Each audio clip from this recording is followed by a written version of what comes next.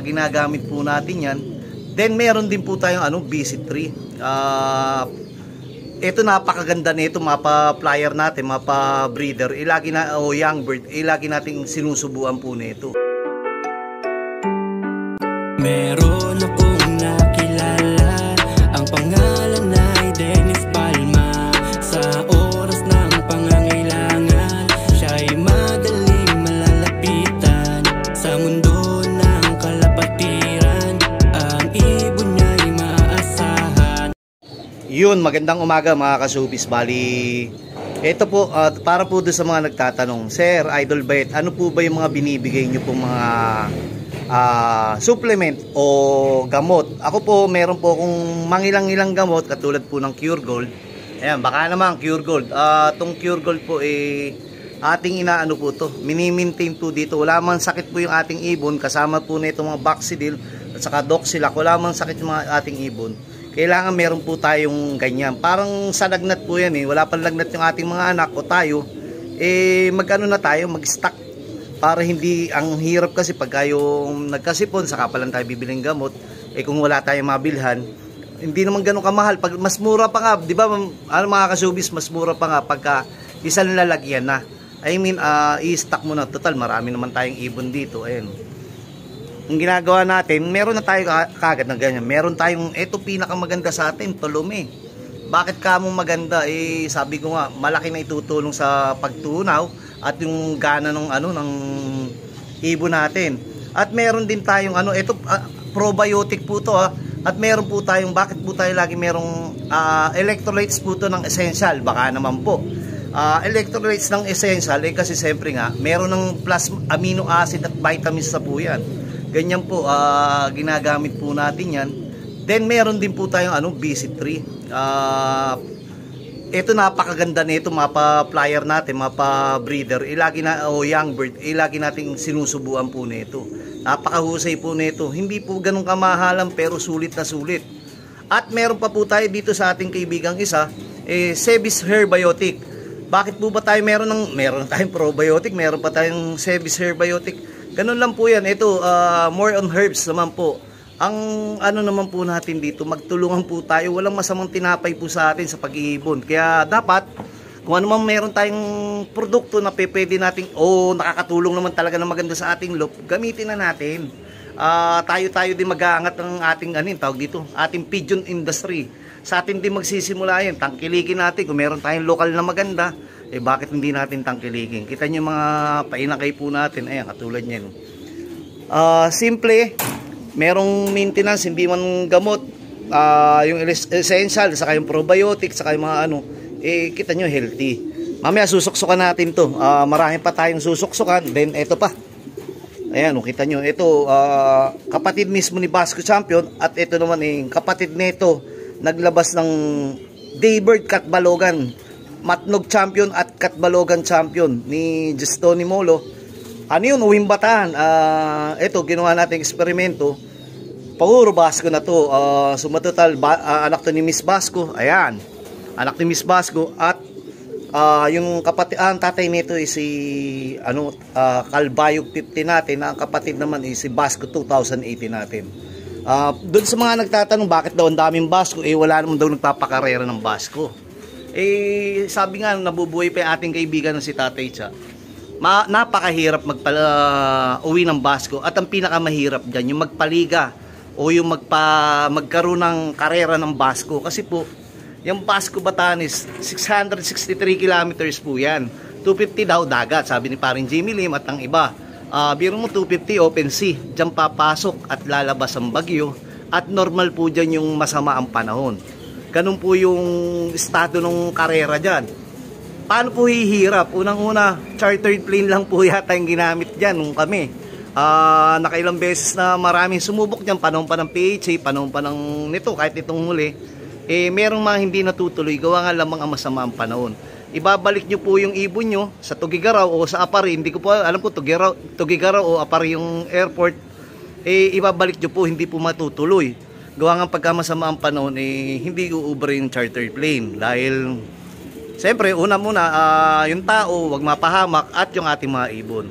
Kaya sabi ni Tatay siya, napakahirap magpaliga niyan o magpalaro. Gawa nga ng yung lokasyon ay napakahirap puntahan. Pangalawa, napakalayo. Yung Aparito Manila, karamihan dyan, pagka nagkabagyuhan, nagkakaubusan at nagpapahirapan, nauubos ang ibon. Bago makapunta tayo ng karera race proper ng invitational o ano man yan, ng Basco, napakahirap. Ilan na lang kayo matitira. Tapos, yung Aparin, nahihirapan na kayo, magbabasko pa. Doon pumapasok po yung unang-una, buenas. Tapos siyempre nandyan yung materialis mo, nandyan din yung conditioning mo, o nandyan yung kondisyon ng ibon. Tapat-tapat lang yan, walang magaling. Maniwala po kayo sa hindi, gawa ng lahat naman ng mga ibon na magaganda yung mga lahat ng ibon dito po sa ating, dito sa Pilipinas, magaganda na. Yung selection na lang po magiging problema natin, yung pagpili.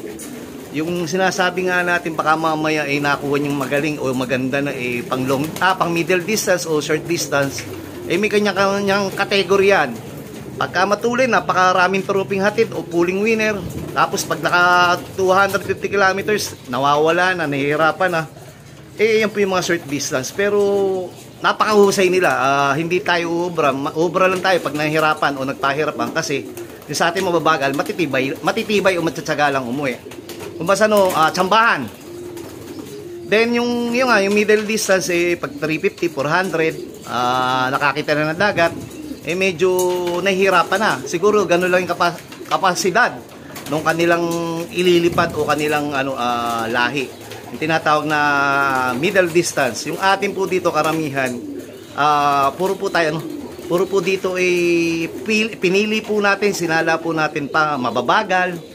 Pero matsatsaga umuwi, pang tawag dito, pang long distance.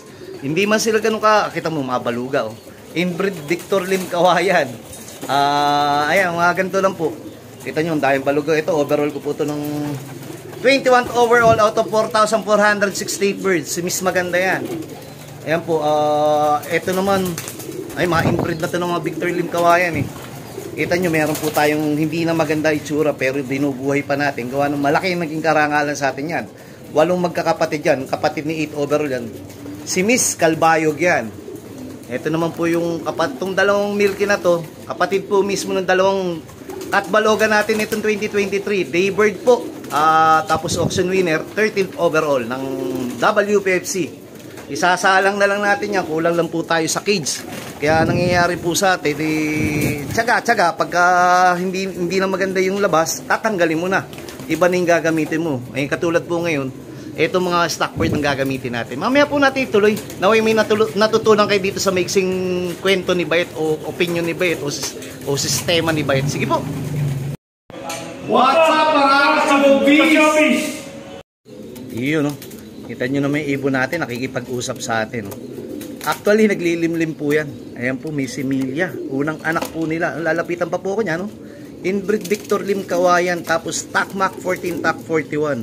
Ito po, tinutuka pa po tayo nito. Sige, pakita mo nga kuya, tinutuka mo ako. Ate pala, babae po ito Pero pag titignan nyo, lalaki. Ito po kay Victor Lim Kawayan, cross sa Takmak 14. Ayan po yung itlog niya. Then tayo po nagtsatsaga ngayong maghanap ng off color o magtitimpla ng pamilya na katulad po nito na naglalabas po ng karangalan. Ito po anak ng 4 na takloban. Alam nyo na po yan, hindi na natin tatakal ng todo. At ito po yung bago natin. Ito po yung magandang balita mga kasubis. Iyan may itlog na po yan. Ito po kapatid mismo ni Basco Champion, ni Samurai Jack na nakay paring Jimmy Lim na taon-taon din, may hatid na karangalan. At ito pong isa yung kinuha natin sa Bicol na Basco Clacker. 2015 nilipad hanggang 2017 nag-overall ng MMFC, Basco Clacker winner. Itong ibon na to, anak ni Bulak, cross Miss Shotgun, cross do sa Vandenbroek ni paring Aldrin Rivera. Ang naglipad naman Vandenbroek ni paring Ramon Rivera yan, tapos si paring Aldrin ang nagbreed at naglipad naman si Arturo Villarin. Congrats nga pala po doon sa mga nanalo ng trending. Yaan nyo po doon sa mga nagpipim. May hanap na lang po ako ng pan-trending natin dito. Hanap po tayo ng isang medyo may edad o yung pwede na kagad makatulong po ngayon. Makakahabol po sa breeding season pa. Meron pa naman parang habol tayo dahil marami pa naglalabasan singsing ngayon. At doon sa mga ano nga pala, doon sa mga OLR na tawag dito, nagtatanong na kung pwede ba magpahabol ng pasoksok sa akin. Meron pa naman pong available na iba kasi marami daw pong kasing replacement. Hindi na natin tatakil kung bakit pero meron pa naman pong iba, lalo nung doon sa mga kaibigan ko. Siyempre, unahin natin mga kaibigan natin. Ganun naman lagi. Tapos nung nga pala po sa tutulungan natin na si Yesler, hindi pa po nasasakato para nandun po sa loob yung ibon. Isasama ko na lang po dito sa video ko. Abangan nyo na lang po, 5 kiss lang po yun sa halagang 5,000. Nakatulong na po kayo, nakapagbigay po kayo o nakapagdugtong po tayo ng buhay. Nakapagpasaya po tayo ng pamilya, sa simpleng pamamaraan ng ganun ibon lang to Ibig sabihin, mahirap buuin yung pamilya ng ibon. Pero mas mahirap dugtungan o magdugtong ng buhay dahil hindi tayo yung Diyos. Pero sa pamamagitan ng ibon, pwede tayo makabili ng maintenance, pwede tayo magpapagamot ng tao, pwede natin silang supportahan magpagamot. Yun lang po magiging role natin. Ito po, kinokondisyon ni Bait.